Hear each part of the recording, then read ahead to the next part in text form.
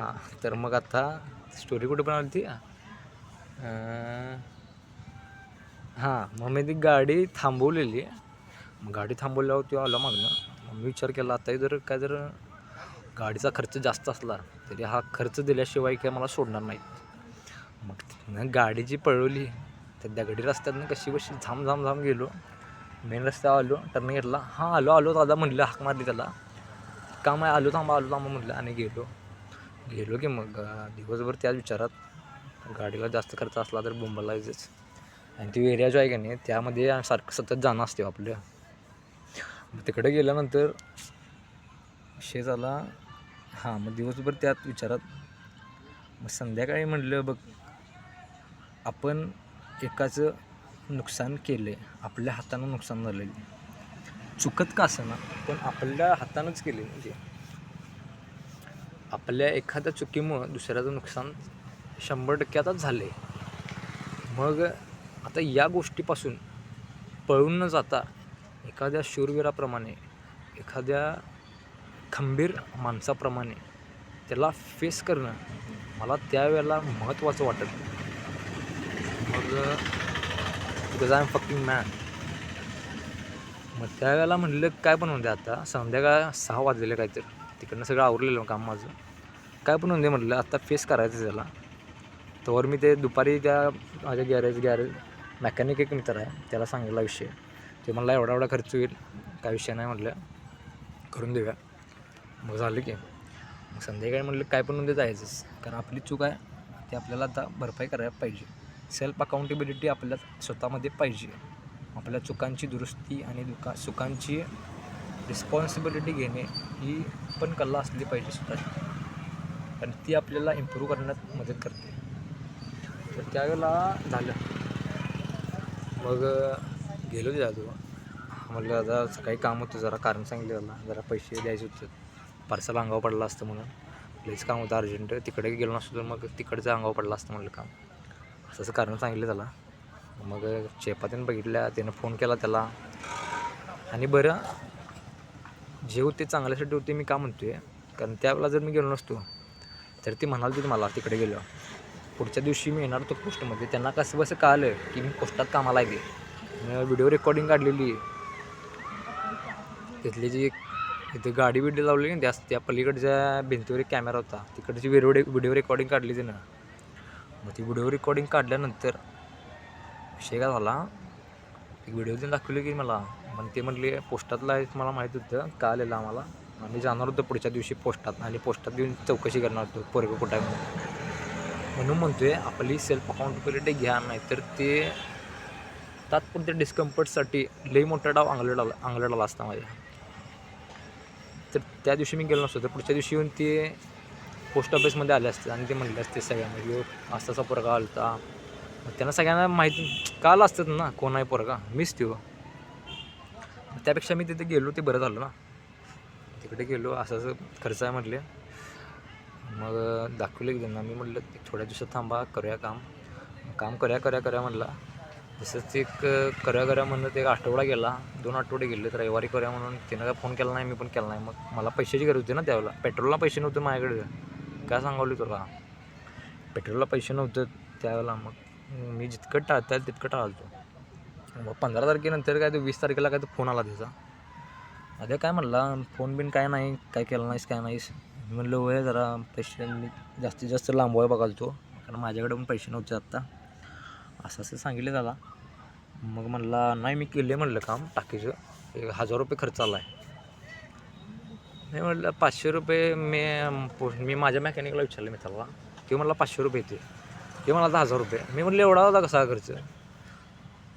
असं म्हणलं त्याला काय वाटलं काय माहीत. ते म्हणला नाही सोड, राहून दे, माझी चुकी होती, मीच तिथे गाडी लावलेली, तुझी काय चुकी नाही भावा, माझी चुकी होती ती.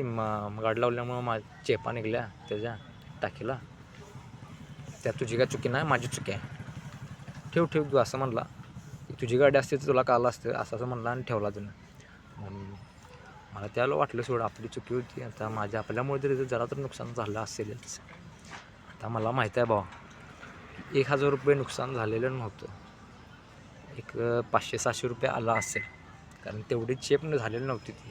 मेजर म्हणजे जरा चेप पडलेली, पण एवढी पण नव्हती की 1000-2000 रुपये खर्च येण्यासारखं.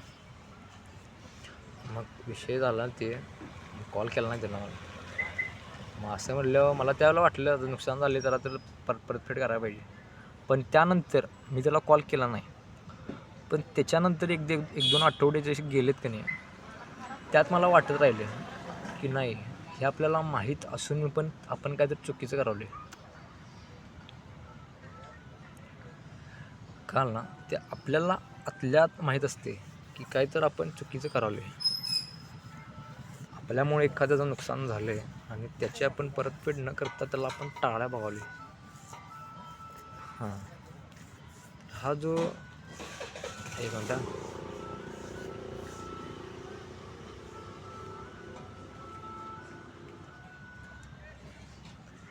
तर जो आतल्या जो विचार सतत चालू होता ना तो आपल्याला इंटरनली पोकळ करत जातो. ते मला पोकळे पण नको आहे आयुष्यातला. ते इन फ्युचर हे आपण एक कर्म केल्यासारखंच आहे ना. आपण एक कर्म केलं की जे नुकसान झालं दुसऱ्याचा ती नुकसानची भरपाई कवा ना कवा तर करायला पाहिजे ना. मी तर बिग बिलिव्हर इन कर्मा आहे. त्यामुळं ते कर्माच्या पर्स्पेक्टिव्हनं इन फ्युचर ह्याच्याहून मोठे मोठे नुकसान आपल्या आयुष्यात घडू शकतात. पण हे कारण पण सेकंडरी होतं. प्रायमरी कारण काय होतं, माझ्यामुळं कोणाला तर नुकसान झालं ज्याची परतफेड करता येते आपल्याला, तरी पण आपण त्याला टाळालो. हां, एक गोष्ट ठीक आहे बाबा, परतफेड करू शकत नाही आता, काहीच पैसे नाही आहेत. पण पैसे असूनसुद्धा आपण कारण द्यावले की आपल्याकडे पैसे नाही आहेत. ती काय बिग अमाऊंट पण नाही की लईच असेल बर्डन आपल्यावर. पैसे असून आपण देणं झाले म्हणल्यावर मग काय तर चुकीचं करावलं आपलं. तर ती मनामध्ये जी पोकळपणा येतो ना, आपण काही करावलं चुकले आपलं काय तर आणि आपण चुकीच्या मार्गावर चाललो आहे. हे सत्याचा मार्ग नाही, हे इमानदारीचा मार्ग नाही, हे भक्तीचा मार्ग नाही, हे ऑनेस्टीचा मार्ग नाही आहे. तर तसलं आयुष्य जगून का उपयोग नाही ना. तर थोड्या दिवसापूर्वीच एक बिलियनर होता स्टॉक मार्केटमधला, चार्ली मंगर नाव म्हणून. चार्ली मंगर नाव होतं त्यांचं. त्यांच्याकडे करोडोंची संपत्ती होती. करोडो काय अब्जावधी होता माणूस तो स्टॉक मार्केटमधला. लई जणांचा आदर्श होता. तरी पण शेवटी काय झालं, विचार करा, शेवटी काय झालं, शेवटी तो जमिनीत गाडला गेला. म्हणजे परवा एक लुक बेलमारचा एक व्हिडिओ बघितलेला, त्यात ते म्हणतोय Charlie Munger is now dead. He has billions of dollars which he created in his life, which has built the empire in life. But what matters in the end? He's dead now. Nothing matters. Not billions of dollars he has, not the house he has, not the car he drive. Nothing mattered in the end. Just died. So what matter is the how he lived his life, how he treated the people who he met along in his lifespan, what was his intention during his life,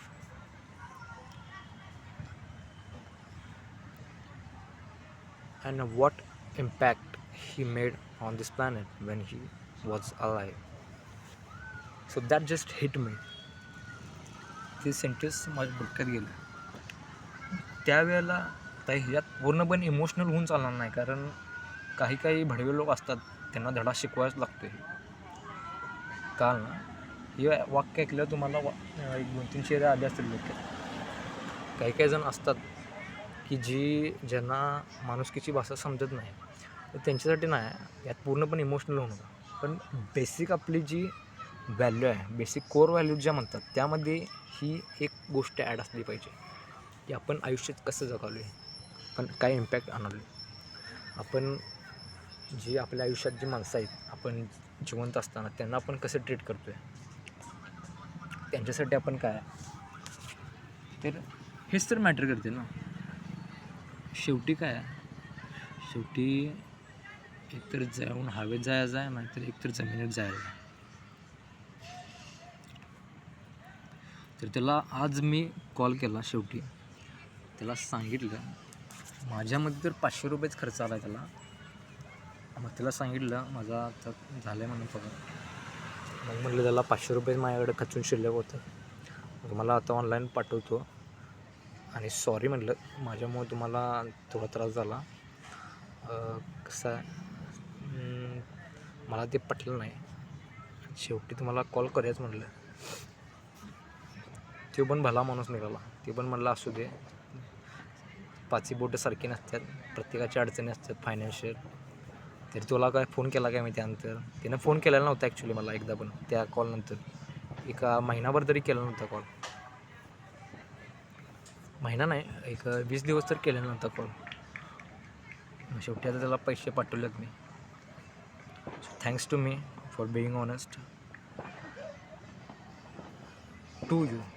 thanks for me being honest to you. स्वतःशी प्रामाणिक राहिल्याबद्दल तुझा आभार. आणि keep growing.